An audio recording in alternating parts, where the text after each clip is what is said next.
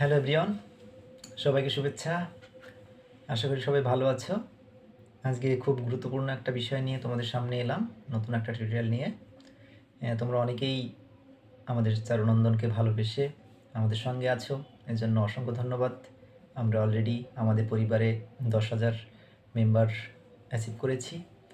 আর আমরা একটা জিনিস অ্যানালাইসিস করলে দেখব যে এখানে কিন্তু বেশিরভাগই আমরা যারা চারুকলাকে খুব ভালোবাসি তারাই এই চ্যানেল মেম্বার। হ্যাঁ, তো তোমাদের সুবিধার্থেই, আর বিশেষ করে যারা বিভিন্ন বিশ্ববিদ্যালয়ে ভর্তি পরীক্ষার জন্য তোমরা যারা চেষ্টা করো, আমার ক্ষুদ্র চেষ্টা এই চ্যানেলের মাধ্যমে তোমাদের জন্য। তো যেহেতু আমাদের ঢাকা ইউনিভার্সিটির পরীক্ষা খুব সন্নিকটে, 4 তারিখ, কাজেই এই বিষয়ে তোমাদের অনেকগুলো কনফিউশন আছে। যারা নতুন সাবস্ক্রাইবার, তো তারা কিন্তু এই বিষয়গুলো ভালো করে জানো না, আর অনেকের পক্ষে হয়তোবা আমার চ্যানেলের ভিডিওগুলো সবগুলো দেখা সম্ভব হচ্ছে না, যে কারণে আপডেট ভিডিওগুলোতে আমি চেষ্টা করি বারবার এগুলোকে রিপিট করার। বাট যে জিনিসগুলো খুব ইম্পর্ট্যান্ট সেগুলো হচ্ছে আমার প্রত্যেকটা ভিডিওই ইনফরমেটিভ, কাজেই এখান থেকে কিন্তু অনেক ভিডিও থেকে ভিন্ন ভিন্ন তথ্য তোমরা পেতে পারো। কাজে যদি সময় থাকে তোমরা ভিডিওগুলো দেখবা ভালো করে। এগুলো জাস্ট তোমাদের সাহায্যের মানে প্রচেষ্টাই আমার করা টিউটোরিয়ালগুলো, অন্য কোনো মানে প্রেক্ষাপট থেকে না। কাজেই এগুলো তোমাদের আশা করি কাজে লাগবে। তো আজকের ভিডিওতে তোমরা যে জিনিসগুলো জানতে চেয়েছিলে সেগুলোর উত্তর দিব, আর তোমাদের যে বিষয়গুলো জানা নেই সেই অজানা জিনিসগুলো সম্পর্কে আলোচনা করব। আমরা জানি আগের ভিডিওটাতে তোমরা অনেকে দেখছো যে একটা বিগত বছরগুলোর যে চারুকলার যে ড্রয়িং প্রশ্নগুলো এবং সেগুলোর ধরন কীরকম ছিল এই বিষয়ে তোমাদের একটা সম্পূর্ণ ধারণা দিয়েছিলাম, এবং একটা ফিগার অলরেডি মোটামুটি খসড়া কমপ্লিট করেছিলাম, ডিটেইলিংটা করিনি। তোমরা অনেকে ডিটেইলিংটা চেয়েছিলে। আসলে সময় স্বল্পতার কারণে একটা ভিডিওতে ডিটেইলিং করতে গেলে অনেক সময় লাগে, আর যদি বুঝিয়ে বুঝিয়ে করতে হয় তখন আরও বেশি সময় লাগে। এই কারণে হচ্ছে ভিডিওটা অনেক বড় হয়ে যায়, আর অনেকেরই কিন্তু বড় ভিডিওগুলো দেখতে অসুবিধা হয়, যার জন্য ডিটেইলিংটা করতে পারিনি। তোমরা যারা ডিটেইলিং শিখতে চাও বা জানতে চাও তারা কিন্তু আগের ভিডিওগুলোর ডিটেইলিংগুলো দেখতে পারো। ফিগার ড্রয়িংয়ের অনেকগুলো ভিডিও বানিয়েছি তোমাদের জন্য, কীভাবে পার্টস ড্রয়িং করতে, হাতের, পায়ের, হ্যাঁ, তা বডির বিভিন্ন অংশের। তো সেগুলো কিন্তু তোমরা চাইলে আগের ভিডিওগুলোতে আমি ডিটেইলিংগুলো খুব সুন্দর করে বুঝিয়ে দিয়েছি, তোমরা চাইলে ওগুলো দেখে নিতে পারো। আজকের তোমাদের সামনে আসার একটাই উদ্দেশ্য, সেটা হচ্ছে খুব গুরুত্বপূর্ণ কিছু বিষয়, সেই বিষয়গুলো সম্পর্কে তোমাদের জানা দরকার। তোমরা অনেকেই কমেন্টস করছো, জানতে চেয়েছো বিভিন্ন টিউটোরিয়ালগুলোতে আলাদা আলাদা করে টিউটোরিয়ালে গিয়ে গিয়ে তোমাদের রিপিট হয়তো আমি দিতেও পারি না রিপ্লাইগুলো, যে কারণে হচ্ছে আমি আজকে সেই প্রশ্নের উত্তরগুলো সহজেই একটা টিউটোরিয়ালে দিয়ে দিচ্ছি। সেগুলো যেরকম 4 তারিখে ভর্তি পরীক্ষার সময় তুমি সঙ্গে কী কী নিয়ে যাবা। তো অনেকেই কনফিউজড, অনেকেই জানে না যে আমি কী কী নিয়ে যাব। প্রথমত অ্যাডমিট কার্ডটা নিতে হবে সাথে, আর যা কিছু নাও বা না নাও, তোমাকে যদি পরীক্ষা দিতে হয় তো অবশ্যই একটা অ্যাডমিট কার্ড নিতে হবে। এবার অনেকেই ভাবতে পারো যে আমি কি স্ক্যান কপি নিব, ফটোকপি করে নিব, না কী নেব। ঠিক আছে, অবশ্যই রিয়াল কপিটা নেওয়ার চেষ্টা করবা।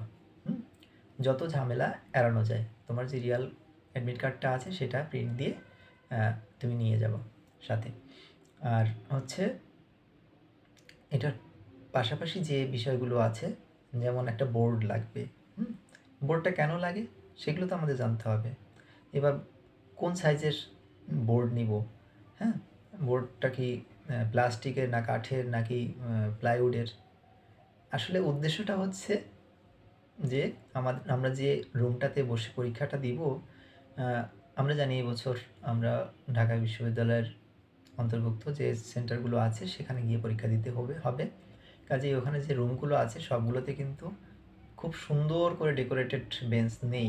হ্যাঁ, আমার যতটুকু জানা আছে অনেক হলেই কিন্তু হয়তো বা ভালো ভালো বেঞ্চ আছে, কিন্তু সবগুলোতে নাও থাকতে পারে।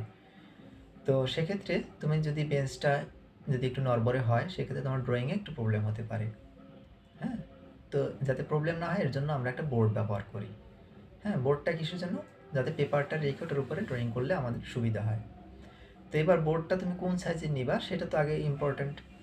তো যেহেতু আমরা পেজের উপর ডিপেন্ড করে বোর্ডটা নিয়ে থাকি, যে আমাদের যে ড্রয়িং পেপারটা দিবে, যা পেজটা দিবে, সেই পেজটা কতটুকু। আমাদের যদি বিশাল বড় একটা পেজ দেয় তাহলে আমি এতটুকু বোর্ড নিলে হবে না, তাই না? আবার যদি পেজটা দেয় এতটুকু, আমি যদি বিশাল বড় একটা বোর্ড নিয়ে যাই তাহলে শুধু শুধু আমার কষ্ট হবে বা ওটাকে নাড়াচাড়া করতে অসুবিধা হবে। তো এই জন্য আমাদের আগে জানতে হবে যে পেজটা কতটুকু দিবে, সেই অনুসারে আমরা বোর্ডটা ক্যারি করবো। আমরা সাধারণত জানি যে ঢাকা বিশ্ববিদ্যালয়ের বিগত সালের যে প্রশ্নগুলো হয়েছে সেগুলোতে এরকম স্কেচ খাতা কোয়ার্টার সাইজ, এটার মধ্যে যে পেজগুলো থাকে তোমরা দেখছো, এটা কিন্তু কার্টিজ পেপার, আর্ট পেপার না, সাদা ধবধবে সাদাটা নয়, হ্যাঁ, নিউজপ্রিন্ট না, এটা কার্টিজ পেপার, একটু অফ হোয়াইট বা ক্রিম কালারের। তো এই খাতার পেজের যে মাপ, এরকমই একটা পেজ তোমাদের দেওয়া হয়।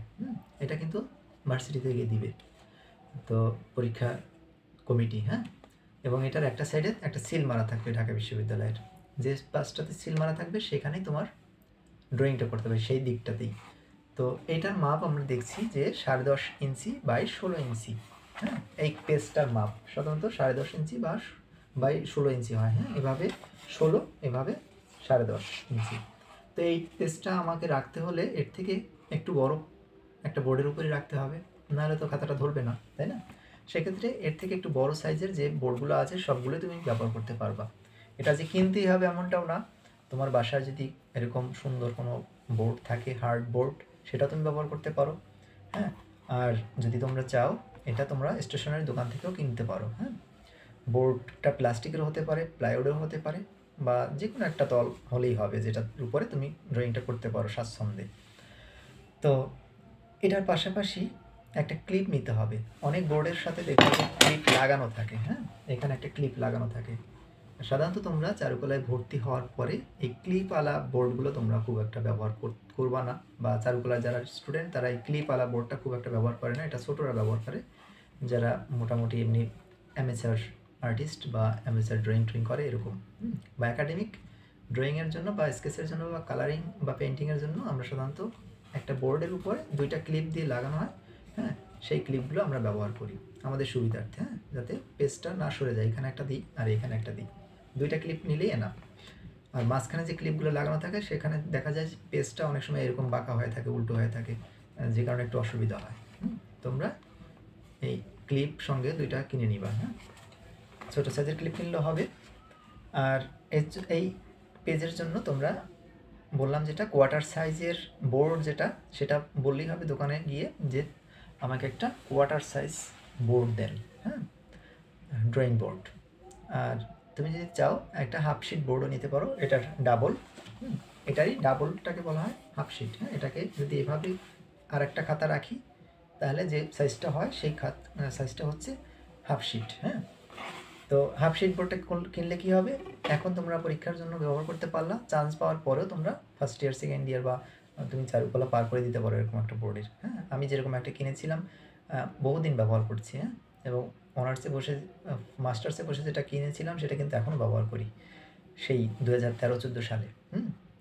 তো কাজেই তোমরা এটা চাইলে, যদি কেউ ভালো কনফিডেন্ট হয়ে থাকো বা এটা পরে ডেডিকেটেড হয়ে থাকো যে আমি চারুকলা নিয়েই পড়বো, এটা আমি যেভাবে হোক আমাকে চান্স পেতেই হবে, তাহলে তোমরা একটা হাফশিট বোর্ড কিনে নিতে পারো। এটার দাম খুব একটা বেশি না, যেহেতু এটা দামটা সব দোকানে একই রকম না, কাজেই দামটা আমি বলবো না, তোমরা একটু দরাদরি করে কিনে নেবা।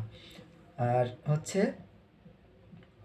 পেন্সিল, হ্যাঁ, পেন্সিলটা কি পেন্সিল নিব, এবার অনেকেই আমরা কিন্তু পেন্সিল নিয়ে কনফিউজ, যে আমরা 2B পেন্সিল ব্যবহার করব না 4B পেন্সিল ব্যবহার করবো না 6B পেন্সিল ব্যবহার করব, এগুলো নিয়ে কিন্তু তোমরা অনেকেই কনফিউজ থাকো। এই কনফিউশন দূর করার জন্যই তোমাদের আমি কিছু সেই বিভিন্ন ভিডিওতে কিন্তু তোমাদেরকে আমি বলছি যে তোমরা সাধারণত 2B পেন্সিলটা ব্যবহার করবা, তাই না? 2B পেন্সিলের কথা কিন্তু আমি বলেছিলাম, কিন্তু তোমরা চাইলে 2B, 4B, 6B, 8B এটাও ব্যবহার করতে পারো। সেটা তোমার কন্ট্রোলের উপর ডিপেন্ড করে যে তুমি কতটা কন্ট্রোল করতে পারতেছো। তুমি যদি কন্ট্রোল না করতে পারো তাহলে কিন্তু 8B বা 6B ওটাতে একটু হয়ে যাবে, নোংরা হয়ে যাবে, কারণ ওটা অনেক নরম পেন্সিল, ওইটা যদি তুমি সঠিকভাবে না চালাতে পারো ওটা একটু নোংরা টাইপের হয়ে যাবে, তোমার একটু প্রবলেম হতে পারে।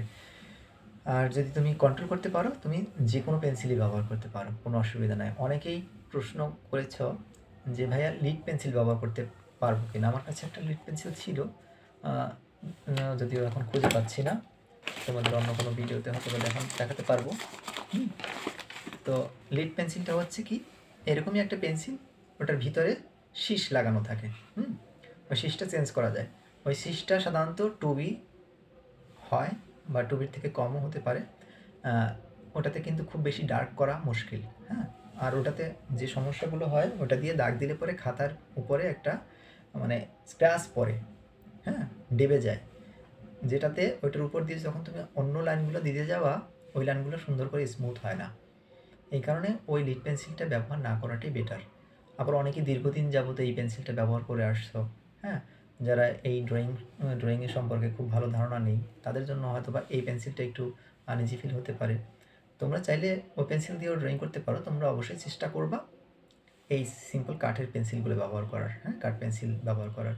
এটা আলাদা রকম একটা মানে আছে, টেক্সচার আছে, যেটা তুমি ওই লিড পেন্সিলে পাবা না। এবার তোমাকে যে ব্যবহার করতে দিবে না, তোমাকে হল থেকে বের করে দিবে, এক্সপেল করে দিবে, এমনটা না। তুমি চাইলে এগুলো ব্যবহার করতে পারবা, কিন্তু সেক্ষেত্রে দেখা যায় মার্কেট দিক থেকে তুমি একটু কম পেয়ে যেতে পারো। আর তোমার যদি ড্রয়িং ভালো হয়, হ্যাঁ, কম্পোজিশন, প্রপোর্শন, ব্যালেন্স, লাইন এগুলো যদি খুব সুন্দর হয়, তাহলে তুমি যে কোনোটাই ব্যবহার করতে পারো, কোনো অসুবিধা নেই। তো অবশ্যই স্কেচ করবা না, হ্যাঁ, লাইনের মাধ্যমে। তোমাদের পরীক্ষা কিন্তু লাইনের মাধ্যমে বলা থাকে বা থাকবে হয়তো।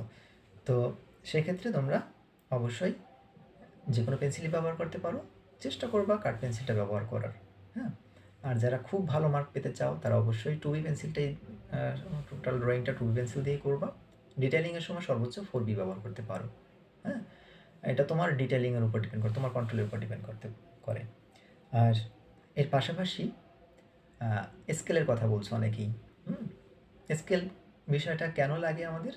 যদি আমরা চেয়ার টেবিল আঁকতে যাই, তখন ওই সেই কোনা আকৃতি বা সোজা স্ট্রেট লাইনগুলো আমরা কীভাবে দিব? এগুলো হচ্ছে তোমাদের যাদের প্র্যাকটিসের অভাব আছে, তাদের জন্য এই স্কেলটা প্রয়োজন হয়। এটা যে ব্যবহার করতে পারবা না তা না। তবে কি, স্কেল দিয়ে তুমি দাগ দিলে পরে দেখবা যে ওইটার 2টা লাইনের মানে শেষ দিক দিয়ে 2টা পয়েন্ট পড়ে, হ্যাঁ। ওই যে এন্ড পয়েন্টটা, এজটা, ওইটা কিন্তু তোমার চোখটাকে একটু ডিস্টার্ব করে। একটা পেইন্টিংয়ের মধ্যে ওইরকম একটা মানে পয়েন্ট থাকলে পরে ওইটা ডিস্টার্ব করে। আর তুমি যদি ফ্রি হ্যান্ডে ছেড়ে দাও, ওইটা একটা পেইন্টিংয়ের অংশ হয়ে যায় বা স্কেচের একটা অংশ হয়ে যায়। তো সেক্ষেত্রে ওই স্কেলটা ব্যবহারটা না করাটাই বেটার। তার মানে এই না তুমি স্কেল ব্যবহার করতে পারবা না, তোমাকে ওটা যে এক্সপেল করে দেবে এমনটা না, স্পেল করার কথা না আর কি, হ্যাঁ। তারপর তোমরা যদি চাও হয়তো বা নিলেও নিতে পারো। এটা অবশ্যই নিলে তোমরা তোমাদের হলের যে স্যার আছে তার কাছে জিজ্ঞেস করে নিবা, স্যার আমি স্কেলটা এনেছি, এটা ব্যবহার করতে পারবো কিনা, হ্যাঁ। এর জন্য হয়তো বা তুমি যদি ব্যবহার করো, ওটা জিজ্ঞেস করার সময় নাও হয়, তোমাকে দেখে হয়তো বলবে যে এটা ব্যবহার করো না, যদি নিষেধাজ্ঞা থাকে। এরকম কোনো নিষেধাজ্ঞা থাকার কথা না। আর আমরা ফিগার ড্রয়িং করতে গেলে পরে প্রথমে একটা স্ট্রেট লাইন দিয়ে নেই, তাই না? সেক্ষেত্রে তুমি যদি চাও যে আমার স্ট্রেট লাইনটা ভালো হচ্ছে না, সেক্ষেত্রে তুমি এই স্কেলটা ব্যবহার করে হালকা করে একটা লাইন তুমি দিয়ে নিতে পারো তোমার ডিরেকশনের জন্য। এটা কোনো অপরাধের কিছু না, কারণ তোমার এই কন্ট্রোলটা এখনও আসে নাই। আর যারা খুব বেশি এক্সপার্ট, এতদিন হয়ে গেছে, তোমরা কিন্তু এখন আর ওই স্কেলের দরকার হবে না। হয়ে গেল স্কেলের ব্যাপারটা। এবার এগুলো আমরা কোথায় পাবো, তাই না? এই বোর্ড, তারপরে পেন্সিল, তারপরে আর যা যা আছে এগুলো। এটার পাশাপাশি ইরেজার ব্যবহারের কথাটা আসে, হ্যাঁ। ইরেজারটাও ঠিক তোমার কন্ট্রোলের ব্যাপার। তোমরা দেখবা একটা পেজের উপর যখন ইরেজার দিয়ে আমরা কোনো একটা পেন্সিলের দাগ তুলি, তখন ওই পেপারেরও কিছু একটা ফাইবার বা আঁশ আস্তে আস্তে উঠে যায়। বারবার ঘষতে থাকলে ওটা মানে এরপরে যখন হাতের পেন্সিলের বা গ্রাফাইটের যে কালো অংশটা, ওটা লেগে গিয়ে একটু ডিস্টার্ব করে। এই কারণে তোমাদের ইরেজারটা ব্যবহার করতে দেওয়া হয় না, হ্যাঁ। তোমাদের বেশিরভাগ চারুকলার যারা জাজ হিসেবে থাকে, তারা বলে স্কেল আর ইরেজার এই দুইটা তোমরা ব্যবহার করবে না, কারণ এই দুইটা ব্যবহার করলেই তোমার ড্রয়িংটা আরও মানে হ্যাম্পার্ড হয় বা ডিস্টার্ব হয়। তো এই কারণে তোমাদের ইরেজারটা ব্যবহার করতে দেয় না, কিন্তু তোমরা সাথে নিতে পারো। বিশেষ ক্ষেত্রে মনে করো এটা না মুছলেই নয়, তখন তোমাদের এটা কাজে লাগতে পারে, হ্যাঁ। কাজে এটা সাথে নিলে কোনো অসুবিধা নেই, এটা সাথে নিতে পারবা তোমরা। এবার এগুলো কোথায় পাওয়া যাবে সেটা হচ্ছে তোমরা বিভিন্ন ধরনের হার্ডওয়্যারের দোকানে বা স্টেশনারি দোকানে তোমরা এগুলো পেতে পারো। ঢাকার মধ্যে যারা আছো তারা তো নিউ মার্কেট চিনোই। নিউ মার্কেটে গিয়ে পূবালী বা তোমাদের মডার্ন যে এটা আছে এখানে তোমরা ভালো মানের এগুলো পেতে পারো। এটা জাস্ট আমি আমার ইউনিভার্সিটি লাইফে ঢাকা ইউনিভার্সিটিতে আমি পড়তাম, ওখান থেকে বেশিরভাগ কেনাকাটিগুলো ওখান থেকে কিনতাম, এই কারণে বলা। এর মানে এই না যে তোমরা নীলক্ষেত থেকে কিনতে পারবা না বা তোমরা তোমার আশেপাশের দোকান থেকে কিনতে পারবা না। যে কোনো দোকান থেকে কিনতে পারো, তবে ভালো মানেরটা কিনতে গেলে পরে আমরা সাধারণত ওখানে যেতাম। চারুকলার যারা পড়ে তারাও এইসব দোকানে যায়। তারপরে তোমরা যদি শাহবাগের কাছাকাছি থাকো সেক্ষেত্রে শাহবাগের কাছে যে আজিজ সুপার মার্কেট আছে সেখানেও গ্রাস সুপার্স আছে, সেখান থেকেও তোমরা কিনতে পারো, এটা তোমাদের ইচ্ছা। তো এরপরে আসবো আমরা রং তুলির ব্যাপারটা। অনেকেই দেখবা যে তোমরা যারা জানে না ড্রয়িং সম্পর্কে কিছুই, তারা কিন্তু বেশিরভাগই এই রং তুলি আরও অনেক কিছু একটা বিশাল একটা ব্যাগ নিয়ে যায় পরীক্ষা দিতে, আমি চারুকলার পরীক্ষা দিব। আসলে এটা নিয়ে আমাদের নেগলেক্ট করার কিছু নেই, কারণ তারা জানে না এই বিষয়ে, তাদের অভিজ্ঞতা নেই। কাজে এটা নিয়ে তোমরা হাসাহাসিও করবা না, কারণ চারুকলা মানে কি আমরা জানি আঁকাআঁকি। কাজেই যারা নতুন করে অ্যাপ্লাই করছে তাদেরও ইচ্ছা হয়তো বা থাকতে পারে যে আমি চারুকলায় পড়বো, সেক্ষেত্রে তারা রং তুলি সব কিছু নিয়ে গেল সাথে। তো এরকমটা নেওয়ার কোনো দরকার নেই, কারণ তোমাদের পেন্সিলে ড্রয়িং করতে হবে, কালার টালার কিছু নিতে হবে না, আর ব্যাগটা ভিতরে অ্যালাউ করবে না। তোমাদের তো 11টা থেকে পরীক্ষা, তোমরা অবশ্যই 10:30টার মধ্যে গেটে থাকবা। তোমার যেখানে সিট পড়বে সিট প্ল্যানটা আগে দেখে নিবা। সেই হলের গেটটা তোমাদের আধা ঘন্টা আগেই খুলে দিবে।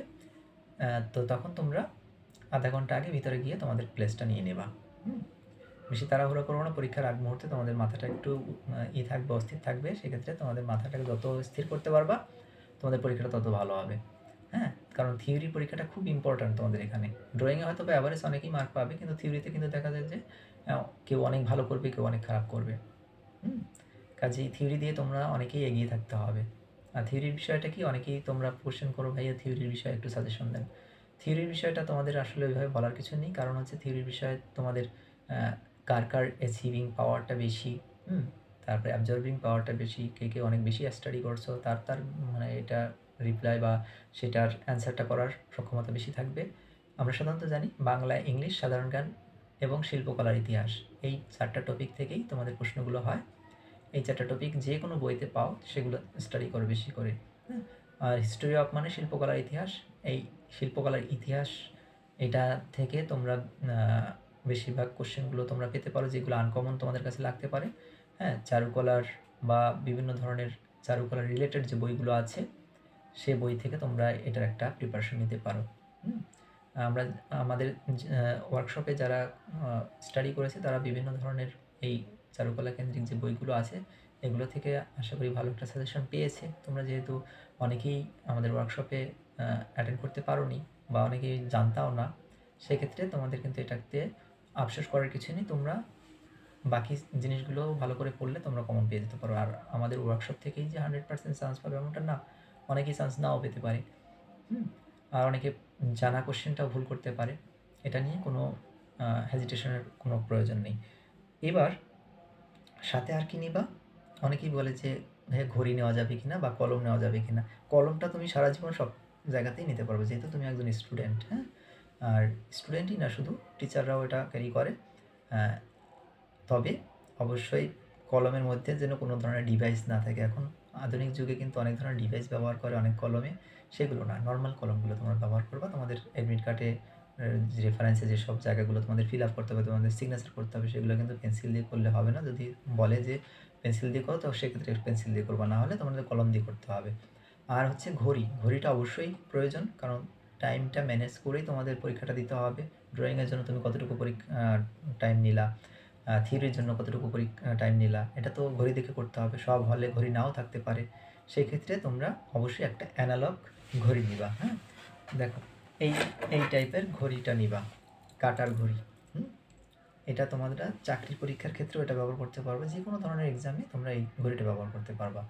অ্যানালগ ঘড়িটা সব জায়গাতেই অ্যাপ্লিকেবল হয়, এটা তুমি সব জায়গাতেই নিতে পারবা। আর এটা নিয়ে কোনো বাধ্যবাধকতা নেই যে তুমি ঘড়ি নিতে পারবা না। আর হচ্ছে সাথে তুমি পানির বোতলটা নিতে পারো।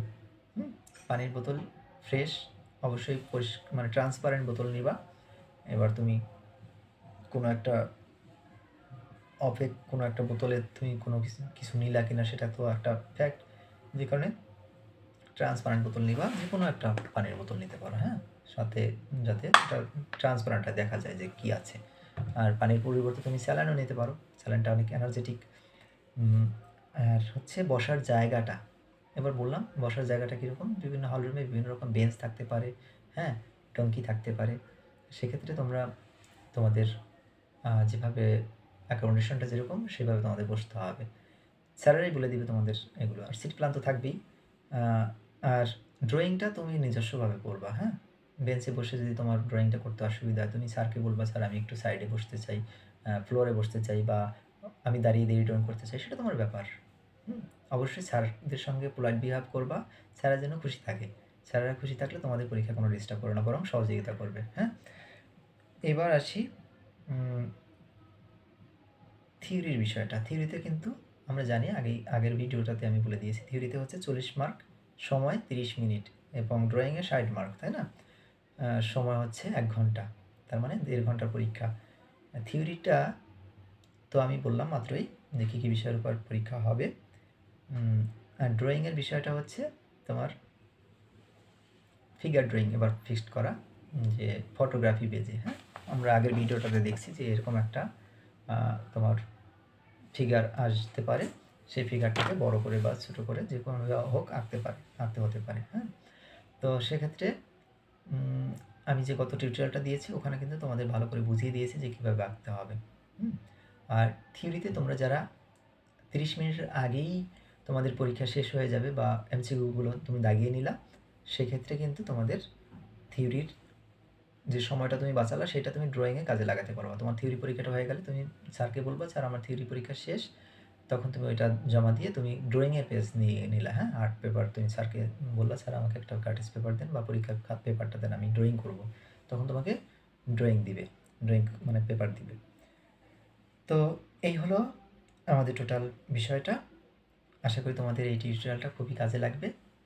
আর টিউটোরিয়ালটা খুব বড় করব না, আরও অনেক কিছু বলার থাকতে পারে তোমাদের যা কিছু বলার আছে বা কিছু জিজ্ঞাসার আছে তোমরা কমেন্ট করে জানাবা আমাদের চ্যানেলে, হ্যাঁ। আমরা চেষ্টা করবো সেটা রিপ্লাই দিতে। আর তোমরা যারা আমাদের চ্যানেলে নতুন, তোমাদের জন্য অবশ্যই শুভেচ্ছা এবং অভিনন্দন। তোমাদের পরীক্ষাটা যাতে সুন্দর হয়, আর কনফিডেন্টলি পরীক্ষা দিবা। কারোর সঙ্গেই কোনো ধরনের দুর্নীতি করার চেষ্টা করবো না, কারোর টুকলি করার চেষ্টা করবো না, হ্যাঁ। কারোটা দেখে নেওয়ার চেষ্টা করবো না। আর থিওরি বা বই বা গাইড এগুলো নিয়ে ভিতরে ঢোকার চেষ্টা করবো না। তুমি যতটা সেফ থাকতে চাও, হ্যাঁ, তোমার সঙ্গে আমি যে জিনিসগুলো বললাম জাস্ট এই জিনিসগুলোই নিবা, হ্যাঁ। একটা ট্রান্সপারেন্ট ফাইল যেটা রিপিট দেখা যায়, সেই ফাইলের মধ্যে অ্যাডমিট কার্ড, তোমার পেন্সিল, ইরেজার, স্কেল বা যে জিনিসগুলো আছে, কলম, এই যে জিনিসগুলো খুব প্রয়োজন, যেগুলো নিয়ে কোনো বিতর্ক নেই, সেই জিনিসগুলো সাথে নিবা। এক্সট্রা কোনো বইয়ের দরকার নেই। তোমার পড়াশোনা করা দরকার, গেটের বাইরে বসে পড়াশোনা করে তারপরে ঢুকবা একদম ফ্রেশ মাইন্ডে, হ্যাঁ। এটা নিয়ে ঢোকার চেষ্টা করো না, ডিস্টার্ব করার চেষ্টা করো না। আর কোনো ধরনের ইলেকট্রনিক ডিভাইস নেবা না, ফোন, মোবাইল বা আদার্স কোনো টেকনোলজি, হ্যাঁ, এগুলো ব্যবহার করার চেষ্টা করো না। কারণ তুমি একবারই সুযোগ পাবা ঢাকা বিশ্ববিদ্যালয়ে পরীক্ষা দিতে, সেই সুযোগটা তুমি হাতছাড়া করবা না। এক্সপার্ট হলে কিন্তু অনেক বড় ধরনের স্টেপ নিতে পারে যে তুমি অন্য কোনো ইউনিভার্সিটিতে পরীক্ষা দিতে পারলা না, এরকম হতে পারে। যে এরকম কাজগুলো করবা না। তোমাদের সবার জন্য অনেক শুভকামনা রইল। পরীক্ষায় অনেক ভালো করো এবং পরীক্ষা দিয়ে আমাকে জানাবা যে তোমাদের পরীক্ষা কেমন হলো। আর আমাদের ভিডিওগুলো দেখে অবশ্যই তোমাদের অনুভূতিগুলো জানাবা। তো আমার আসলে তোমাদের কাছ থেকে এতটুকুই পাওয়া। তোমরা অনেকেই এখনও পর্যন্ত আরও 3-4 বছর আগের স্টুডেন্ট যারা বিভিন্ন বিশ্ববিদ্যালয়ে চান্স পেয়েছো, তোমরা এখনও আমাকে মনে করো, হ্যাঁ। টিউটোরিয়ালগুলোতে কমেন্ট করো যে তোমরা এই ইউনিভার্সিটিতে আছো, এখান থেকে অনেক সহযোগিতা পেয়েছো। এটুকুই আমার অ্যাচিভমেন্ট, এটুকু আমার ভালো লাগা। আশা করি তোমাদের আজকে টিউটোরিয়ালটা খুব কাজে দিবে, মনোযোগ দিয়ে শুনবা। আর বিগত যে টিউটোরিয়ালগুলো আছে সেগুলো আমার চ্যানেলে ঢুকে ভিডিও হচ্ছে গিয়ে প্লে লিস্ট অনুসারে একদম ফার্স্ট টু লাস্ট যে ড্রয়িং পার্টগুলো আছে সেগুলো একটু দেখে দেখে প্র্যাকটিস করবা। অন্ততপক্ষে প্র্যাকটিস না করতে পারলেও এখনও কিন্তু ওগুলো শুনলেও তোমরা অনেক উপকৃত হবা। কীভাবে আঁকতে হয়, কীভাবে মাপ নিতে হয়, এগুলো যদি বুঝে যাও তোমার জন্য অনেক কাজে লাগবে। তো তোমাদের জন্য আবারও শুভকামনা রইল। সবাই অনেক ভালো থাকবা। টাটা।